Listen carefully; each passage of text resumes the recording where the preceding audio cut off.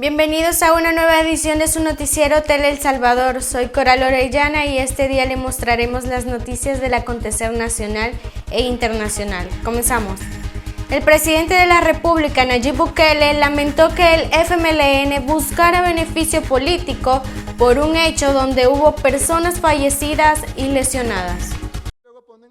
El presidente de la República, Nayib Bukele, reaccionó luego de las declaraciones que hizo la dirigente del FMLN, Nidia Díaz, señalando culpables a la ligera de un hecho donde resultaron personas fallecidas y lesionadas. El mandatario en su cuenta de Twitter escribió: "Parece que los partidos moribundos han puesto en marcha su último plan. Qué desesperación por no perder sus privilegios y su corrupción. Pensé que no podían caer más bajo, pero cayeron". Agregó que es increíble el poco valor que le dan a la vida humana, el bien más preciado que tenemos en este mundo. Este gobierno ha luchado por defender la vida, pero parece que hay quienes quieren aferrarse al pasado de muerte. Nuestro pueblo ya no quiere sufrir. El presidente Bukele informó que la PNC ya está en búsqueda de los responsables y caerá todo el peso de la ley sobre ellos. Según la información preliminar, en un confuso hecho, las personas regresaban de una actividad política cuando habrían sido atacadas, pero serán las investigaciones que ya inició la Policía Nacional Civil las que determinen lo que realmente ocurrió. Por su parte, la PNC escribió: "No descansaremos hasta encontrar a los criminales que atentaron contra una caravana del FMLN en el marco de la campaña electoral". El presidente Nayib Bukele lamentó que Nidia Díaz, como rédito político, lo quiera responsabilizar por un supuesto mensaje de odio, el cual es inexistente, aprovechándose de la situación para victimizarse. Por el contrario, el mandatario aseguró que no tolerará ese tipo de actos en la campaña electoral. Wendy Hernández, Noticiero El Salvador. El Ministerio de Salud realizó una jornada de higienización en el Hospital Nacional San Rafael en Santa Tecla. Con esta jornada pues beneficiamos no solo a la población en general, sino que al personal de salud. Como sabemos, en los hospitales es un medio de cultivo de cualquier infección y de esta manera pues con el material que estamos utilizando pues prevenimos por 90 días, ¿verdad?, esas bacterias, y como son repetitivas las jornadas pues tenemos una alta prevención. Se desinfecta la totalidad del hospital, las jornadas, especialmente la emergencia, la consulta externa, el área de gripario, que es donde hay más movimiento de pacientes. Las jornadas son continuas, ¿verdad? En cada hospital se realizan cada 3 meses para que estos se mantengan limpios, al igual que en primer nivel de atención. El Ministerio de Obras Públicas informó que trabaja en un plan de rehabilitación de 150 kilómetros de calle en el área metropolitana de San Salvador para mejorar el paso vehicular. Estamos haciendo un plan de rehabilitación de cerca de 150 kilómetros en el área metropolitana de San Salvador. Hemos estado en el Boulevard Venustiano Carranza, vamos a seguir trabajando en otras zonas de San Salvador, donde vamos a rehabilitar cientos de kilómetros para poder contar con vías nuevas, para que los conductores y peatones puedan transitar en condiciones dignas.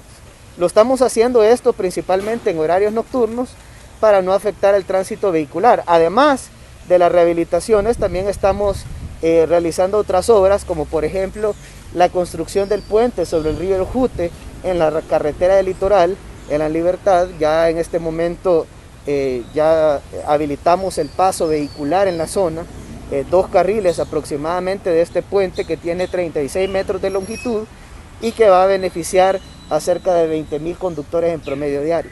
También estamos a punto de construir un puente sobre el río Ceniza en la carretera CA08 que conecta a Sonsonate con la carretera de Los Naranjos y que también conecta con Acajutla. Entonces ya estamos ahorita a punto de iniciar con la construcción de ese puente que de alguna manera tenía daños en las bases y que ahora lo vamos a reconstruir y lo vamos a mejorar.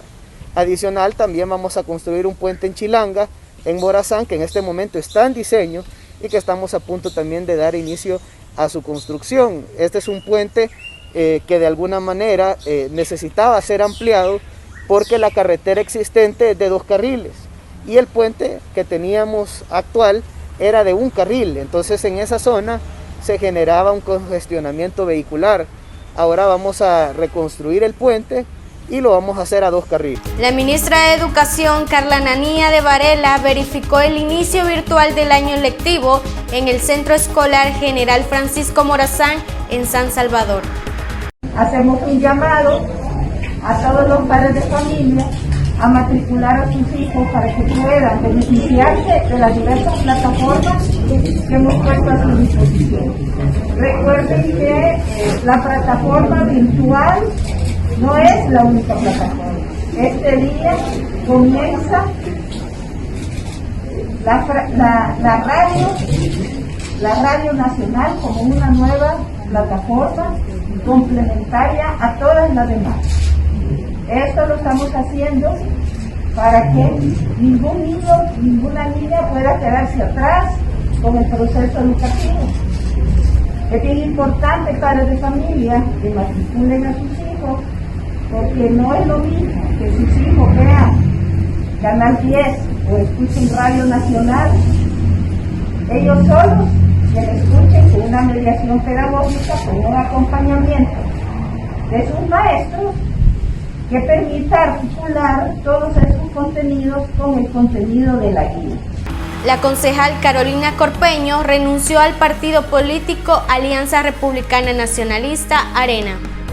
A interponer mi renuncia irrevocable al partido Alianza Republicana Nacionalista Arena, porque es un partido que no escucha a su base, porque es un partido intolerante, porque es un partido que además apoya a corruptos como el alcalde de San Salvador, a quien yo he denunciado en la Fiscalía General de la República por agresiones, por expresiones de violencia contra la mujer, y además permitir que él siga en las filas de nuestro partido, el que hasta ahora es mi partido, porque no pienso seguir en un partido que prevalece o apoya a personas corruptas y fomenta la corrupción.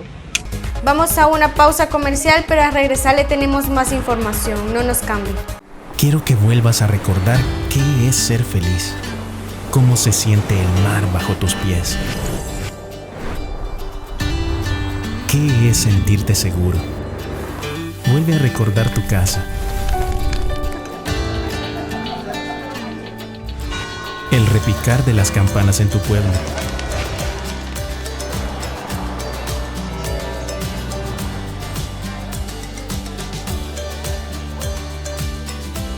el aire puro de los cerros.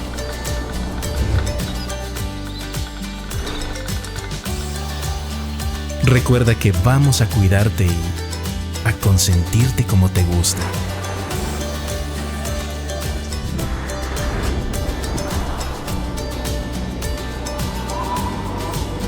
Porque es seguro que vuelves a El Salvador. Gracias por seguir con nosotros. Y en información del clima, el Ministerio de Medio Ambiente y Recursos Naturales pronostica para este lunes cielo despejado en la mayor parte del territorio y se tendrán vientos nortes de moderados a fuertes con velocidades de 25 a 35 kilómetros por hora y ráfagas ocasionales de hasta 60 kilómetros por hora en zonas altas y descampadas del país. Las condiciones de tiempo previstas para este lunes 1 de febrero de 2021 son las siguientes. Este día hemos amanecido con el cielo despejado en la mayor parte del territorio nacional. Estamos observando un frente frío que se ubica al norte de Centroamérica y se extiende hacia la costa este de Estados Unidos. El sistema de alta presión que lo acompaña y se ubica sobre Texas impulsa vientos norte sobre el territorio nacional. Estos vientos rondan velocidades entre los 25 a 35 kilómetros por hora y en zonas altas y montañosas no descartamos que se generen ráfagas que podrían alcanzar hasta los 60 kilómetros por hora. Además, estas condiciones favorecen que tengamos el cielo despejado poco nublado y en horas de la tarde un incremento de nubosidad en el sector norte del territorio que podría generar que tengamos precipitaciones de leve intensidad y de rápido desplazamiento. Con respecto a las temperaturas, este día máxima que ronden los 32 a 33 grados Celsius en la zona centro y occidente, la zona oriental alcanzando hasta los 38 grados Celsius, generando un ambiente cálido en la zona central y occidental y muy cálido en la zona oriental. Para en horas de la noche y horas de la madrugada, las temperaturas mínimas esperadas son entre los 19 a 20 grados Celsius en la zona centro y occidente, la zona oriental rondando los 21 grados Celsius, generando un ambiente agradable en las horas de la madrugada y primeras horas de la mañana. Esto es todo lo que tenemos con respecto al tiempo para este día. Los sindicalistas de la Corte de Cuentas realizan una protesta para denunciar una serie de irregularidades por parte de los magistrados de esa institución. Del presupuesto de la Corte de Cuentas, el magistrado Ansora, por el hecho de que está contratando personal reciclado de la Asamblea Legislativa, políticos reciclados en la Asamblea Legislativa y que saben que no van a seguir como diputados o como asesores de los partidos FMLN, Arena, PCN y PDC, los están contratando acá en la Corte de Cuentas sin seguir los debidos procesos, los están contratando con onerosos salarios y lo más curioso es que cuando se busca que se cumpla la carrera administrativa no le quieren dar cumplimiento, se hacen de los desentendidos. Los compañeros piden audiencia, no se la dan y aquí tenemos una serie de compañeros profesionales capaces de ostentar diferentes cargos y que por años han estado esperando una oportunidad, pero no lo hacen los magistrados. Los magistrados lo que están buscando es quedar bien con sus padrinos políticos que los trajeron a estos cargos. Entonces nosotros como sindicato no nos vamos a quedar callados, lo vamos a seguir denunciando y aparte de eso también queremos pedirle a los magistrados que reinstalen inmediatamente a dos compañeras que fueron trasladadas arbitrariamente el año pasado, estamos hablando del mes de septiembre, y que el Tribunal del Servicio Civil ya está por darnos copia de la resolución favorable a las compañeras. Una vez la tengamos en nuestras manos, vamos a hacer público porque no se vale que estén jugando con los intereses de los trabajadores. En conmemoración del Día del Veterano de la Fuerza Armada, cientos de familias de los veteranos de guerra fueron beneficiadas con paquetes alimenticios por parte del gobierno. La ayuda finalmente llegó a quienes la solicitaron. Cientos de veteranos de guerra recibieron los paquetes solidarios que la Fiscalía pretendía incautar debido a la errada publicación de un noticiero que aseguraba que eran descargados en una sede partidaria. Los directivos de la Mesa de la Unificación del Bien Común agradecieron al gobierno por la buena fe con la que entregó la ayuda, pero lamentaron el acoso de la Fiscalía en este caso. Pero vino la señora Fiscalía a las 10 de la noche, ahí al local, porque creyó que nosotros le estábamos dando paquetes al CD. El vicepresidente Félix Ulloa estuvo presente en la celebración del Día del Veterano de Guerra y criticó a quienes trataron de desacreditar al gobierno con una maniobra política en un contexto electoral. Pero la mentira tiene patas cortas y la verdad siempre la alcanza. Y por eso quedó demostrado públicamente la conspiración que hubo cuando grupos interesados enviaron un sicario mediático. Pero luego de que la Fiscalía constatara la documentación y retirara las cintas, la ayuda fue distribuida entre los cientos de veteranos que asistieron al evento, quienes agradecieron que este gobierno se preocupe por sus necesidades. Está muy bueno porque vemos muchos que lo deseamos, porque desde hoy en este tiempo de la pandemia no hay trabajo para nosotros. Con esto pues lo alimentamos, aunque sea no bastante tiempo, pero aunque sea un mes lo dilata. Y gracias, yo agradezco bastante por todo. Al señor presidente de la República por este apoyo que nos está dando al sector de veteranos y excombatientes. En nombre de los veteranos le envío las gracias y éxitos en su administración. Además, el vicepresidente se comprometió a redoblar los esfuerzos del Ejecutivo para mejorar las condiciones a excombatientes y veteranos del conflicto armado, quienes durante los gobiernos anteriores recibieron pocos beneficios. Salomón Rugamas, Noticiero El Salvador. El ministro de Salud, Francisco Alaví, confirmó que hay una tendencia a la baja en los casos de COVID-19. Continuamos con esa tendencia al descenso. El día de ayer se reportaron 243 casos confirmados de COVID-19. Y también 335 personas ayer se fueron a casa tras vencer el COVID-19. Datos alentadores según el ministro de Salud, ya que antes del 18 de enero los casos presentaron un leve incremento. El día más alto fuese precisamente el día 18 con 335 casos, por lo cual le pedimos a la población continúe cumpliendo las medidas, use su mascarilla, lávese las manos con agua y con jabón desinfección, evite tocarse la cara, la boca, los ojos, la nariz.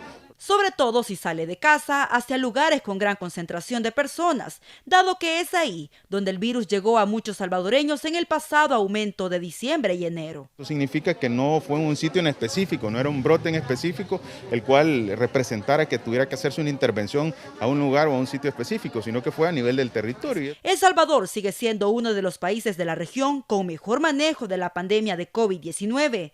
Reiteró el funcionario. Y no lo dice solo el Ministerio de Salud, lo dice organizaciones importantes como la Organización Mundial de la Salud y ciertos aspectos técnicos que se están valorando en el manejo de la pandemia. Científicos avalaron. Incluso científicos han avalado este tema. Para continuar con los buenos resultados, también es importante que la población no relaje las medidas. Wendy Hernández, Noticiero El Salvador.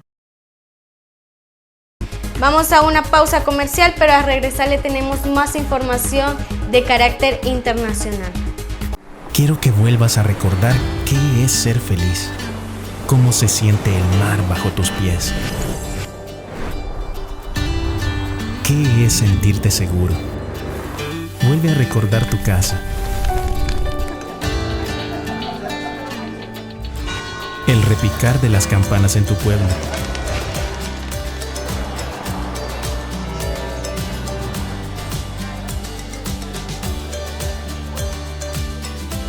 el aire puro de los cerros.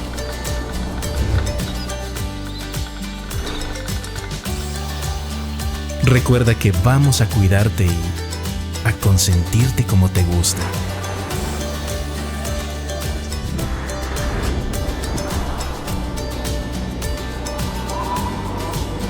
Porque es seguro que vuelves a El Salvador. Gracias por seguir con nosotros. Y en información internacional, 10 senadores republicanos anunciaron el domingo que propusieron al presidente demócrata Joe Biden un plan de ayuda económica alternativo de $600 mil millones, argumentando que este podría detener el consenso de los dos partidos en el Congreso.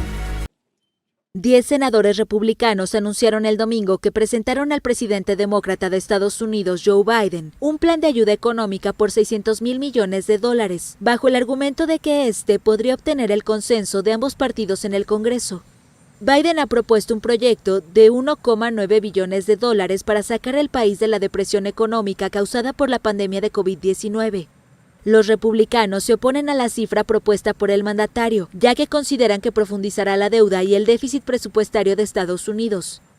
Los legisladores que enviaron el plan afirmaron que el lunes darán a conocer detalles, aunque se dijo que el texto destaca que miles de millones de dólares de los anteriores planes de ayuda contra el COVID no han sido utilizados. Los republicanos, además de que consideran demasiado elevada la cantidad del plan de Biden, quieren una votación por separado para la propuesta de duplicar el salario mínimo.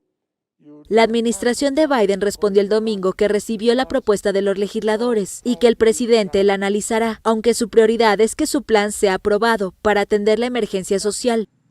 La actual crisis provocó que el Producto Interno Bruto estadounidense se contrajera en un 3,5%, en comparación con 2019, la peor recesión desde 1946. Ello ha acentuado especialmente las desigualdades sociales. Ante la reticencia de los republicanos, la administración Biden insinuó hace unos días que podría usar un dispositivo legislativo que permitiría que el texto fuera aprobado por mayoría simple. Los demócratas tienen la mayoría en ambas cámaras, pero muy estrecha ventaja en el Senado. El golpe de Estado perpetrado el lunes en Birmania por el ejército que detuvo a la jefa de hecho del gobierno civil y a otros dirigentes suscitó una avalancha de condenas en todo el mundo. Ola de condenas internacionales contra el golpe de Estado en Birmania. El ejército detuvo el lunes a la jefa de hecho del gobierno civil Aung San Suu Kyi, Premio Nobel de la Paz de 1991, muy criticada internacionalmente por su gestión de la crisis de los musulmanes rohingyas, pero aún venerada por buena parte de la población. Los militares justificaron el golpe alegando enormes irregularidades en los comicios legislativos de noviembre, que ganó por amplia mayoría la Liga Nacional para la Democracia en el poder desde las elecciones de 2015. Se proclamó un estado de emergencia por un año, con el exgeneral Min Sué como presidente en funciones, con la promesa de celebrar elecciones libres y justas al término de ese periodo. Los militares actuaron rápidamente para reprimir la disidencia, restringiendo las comunicaciones por internet y por teléfono móvil en todo el país. Estados Unidos condenó de inmediato el golpe. El secretario de Estado Antony Blinken pidió liberar a todos los responsables del gobierno, así como a los dirigentes de la sociedad civil, y a respetar la voluntad del pueblo de Birmania, tal y como se expresó en las elecciones democráticas del 8 de noviembre. El primer ministro británico Boris Johnson y las máximas autoridades de la Unión Europea también exigieron la restitución del gobierno civil, así como la liberación de todas las personas detenidas en operaciones militares en todo el país. Mientras tanto, China se limitó a pedir a las partes implicadas solucionar sus diferendos. China es un vecino amistoso de Birmania y espera que las diversas partes en Birmania resuelvan adecuadamente sus diferencias bajo el marco legal y constitucional para proteger la estabilidad política y social. El golpe de Estado tuvo lugar poco antes de que el Parlamento resultante de las últimas elecciones iniciara su primera sesión, prevista para el lunes. Birmania salió hace apenas 10 años de un régimen militar que dirigió el país durante casi medio siglo. Los dos últimos golpes de Estado desde la independencia del país en 1948 se remontan a 1962 y 1988. Al menos una docena de personas fallecieron, más de la mitad de ellos menores de edad, tras el naufragio de 2 lanchas en el municipio colombiano de Tumaco, fronterizo con Ecuador, informaron el domingo las autoridades locales. Tragedia en el municipio colombiano de Tumaco, fronterizo con Ecuador. Autoridades locales informaron el domingo que al menos una docena de personas, la mitad de ellos menores, fallecieron luego del naufragio de 2 lanchas. Las autoridades reconocieron que existía una alta probabilidad de que se encontraran más cuerpos sin vida.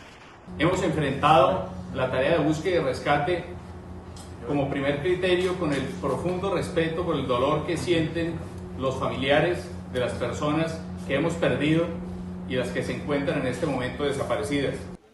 El accidente ocurrió en la tarde del sábado, cuando las lanchas navegaban entre Tumaco y el pueblo San José del Guayabo en el departamento de Nariño. Los detalles sobre cómo ocurrió el naufragio estaban en investigación.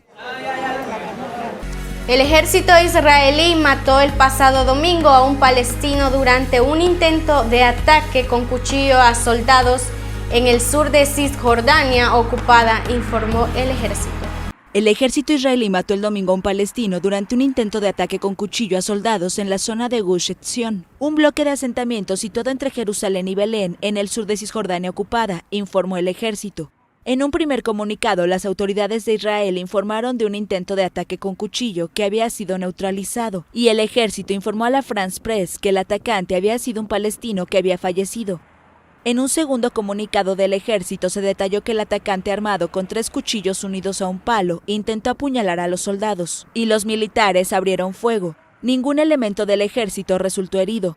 Cisjordania es un territorio palestino ocupado por Israel desde 1967. Unos 2.800.000 palestinos viven ahí, mientras que más de 450.000 israelíes residen en asentamientos considerados ilegales según el derecho internacional. En Israel y la Cisjordania ocupada se producen a menudo ataques antiisraelíes. Desde octubre de 2015, la mayoría de las veces con cuchillos por parte de jóvenes palestinos aislados, a veces también en forma de atropellos y en menor medida con armas de fuego. El gobierno indio presentó este lunes un presupuesto para el año fiscal 2021-2022. El gobierno indio presentó este lunes un presupuesto para el año fiscal 2021-2022 que aumenta en un 137% el gasto de sanidad respecto al año pasado y se centra en las inversiones en infraestructuras, mientras se espera que la economía del país asiático se desplome un 7,7% este año fiscal 2020-2021 a consecuencia de la pandemia. El Ministerio de Finanzas desgranó el proyecto de presupuestos ante el Parlamento indio, donde el partido gobernante goza de una amplia mayoría, al tiempo que reveló que el déficit fiscal rozará el 9,5% del Producto Interior Bruto al término del ejercicio fiscal. El gasto en sanidad pública ascendió el año pasado en la India a apenas un 1,5% del PIB, una cifra considerada insuficiente, por lo que el aumento de esta partida era esperada por los expertos en el contexto de la pandemia de coronavirus. La India es el segundo país más afectado por la pandemia en términos absolutos, con 10,7 millones de infecciones, y el cuarto por muertes, con 154.392. En este contexto, el país asiático se encuentra sumido en una campaña de vacunación en la que espera inocular a 300 millones de personas en la primera mitad de 2021. Irán afirmó este lunes que Estados Unidos no puede regresar con una sola firma al acuerdo nuclear de 2015, sino que debe compensar primero los daños causados por la administración anterior y eliminar de modo efectivo las sanciones. Irán afirmó este lunes que Estados Unidos no puede regresar con una sola firma al acuerdo nuclear de 2015, sino que debe compensar primero los daños causados por la administración anterior y eliminar de modo efectivo las sanciones. Así lo afirmó en una rueda de prensa el portavoz del Ministerio de Exteriores, Saeed Yatibzadeh.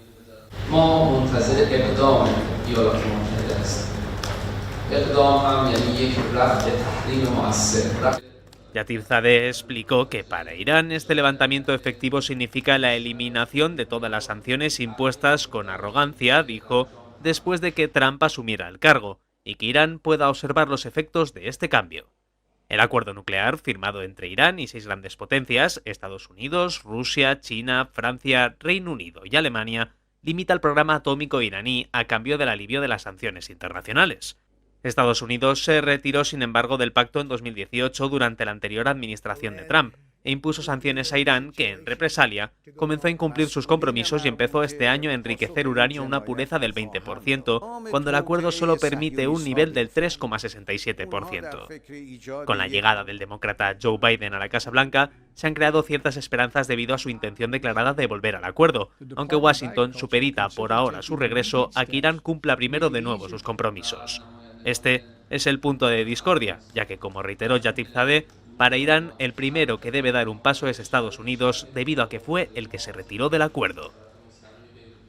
Vamos a una pausa comercial, pero al regresar le tenemos más información del mundo de los deportes y el espectáculo. Quiero que vuelvas a recordar qué es ser feliz, cómo se siente el mar bajo tus pies, qué es sentirte seguro. Vuelve a recordar tu casa, el repicar de las campanas en tu pueblo,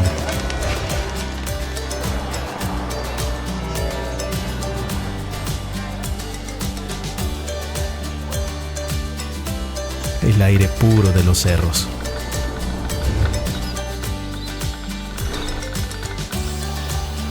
Recuerda que vamos a cuidarte y a consentirte como te gusta.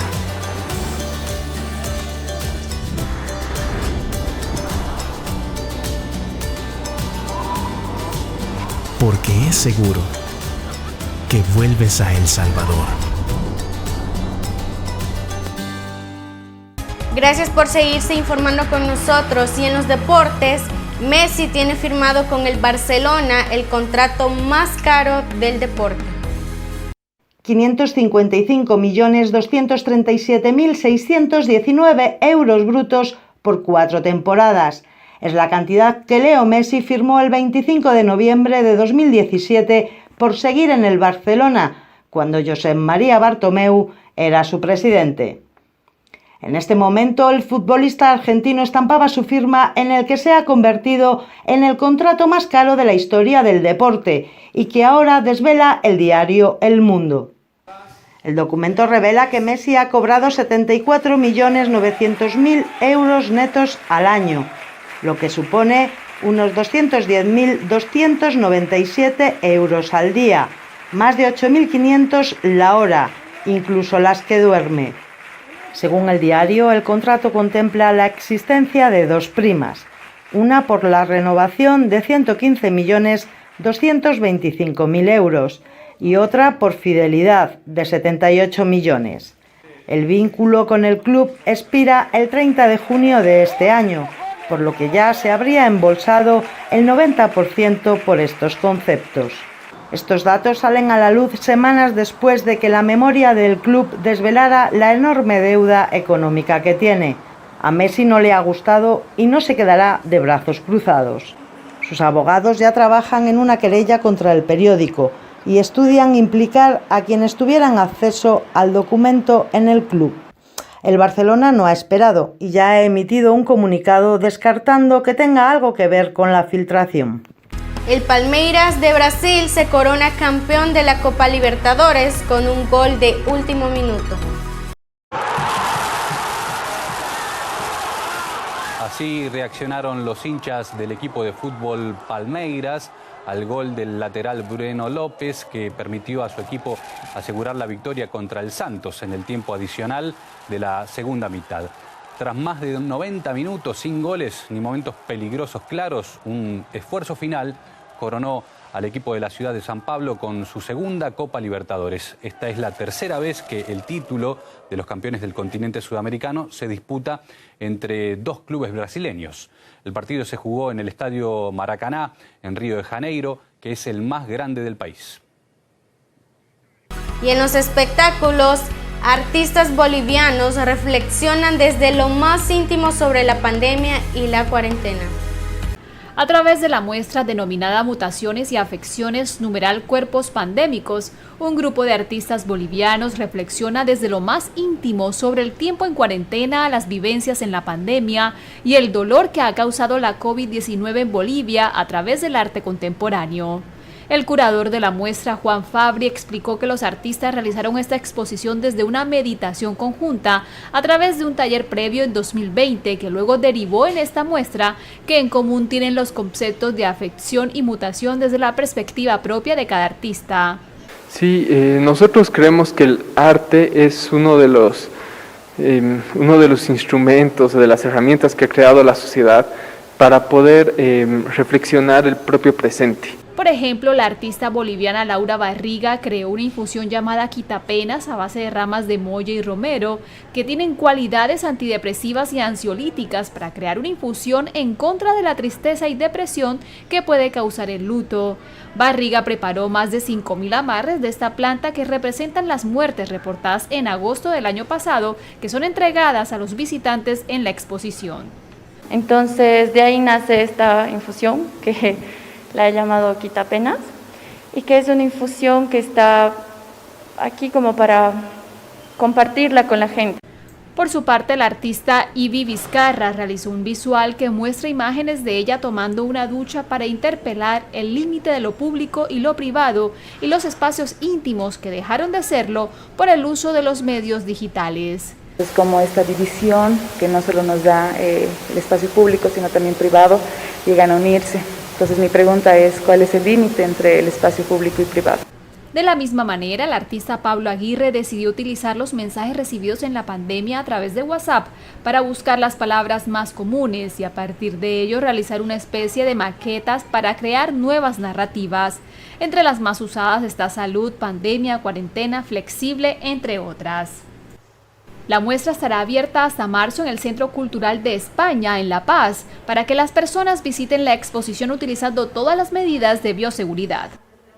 El Coliseo de Roma reabrió este lunes sus puertas después de 3 meses de clausura a causa de la pandemia del COVID-19 y recibió sus primeros visitantes con un concierto de ópera con el que ha querido enviar un mensaje de esperanza al mundo del arte. Con un concierto de ópera con el que ha querido enviar un mensaje de esperanza, el Coliseo de Roma reabrió este lunes sus puertas después de 3 meses de clausura a causa de la pandemia.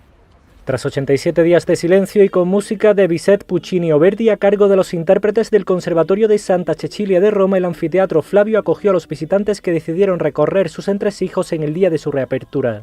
Desde hoy es posible volver a disfrutar de la exposición permanente que narra la historia del Coliseo o asomarse desde los miradores a su arena central, que por el momento no será accesible. Con la llegada de la segunda ola de la pandemia, el monumento más visitado del país se vio obligado a echar el cierre como el resto de museos italianos. Sin embargo, en el caso de Roma, la vida cultural parece retornar poco a poco a la normalidad. También se pueden volver a visitar el Ara Pacis, así como los museos que recuperarán las exposiciones temporales que se vieron afectadas por la clausura de noviembre. Gracias por informarse con nosotros. Le invitamos a leer nuestro periódico digital a través del www.teleelsalvador.com y seguirnos en nuestras redes sociales como Tele El Salvador. Recuerda que somos Tele El Salvador, la señal sin fronteras. Hasta la próxima.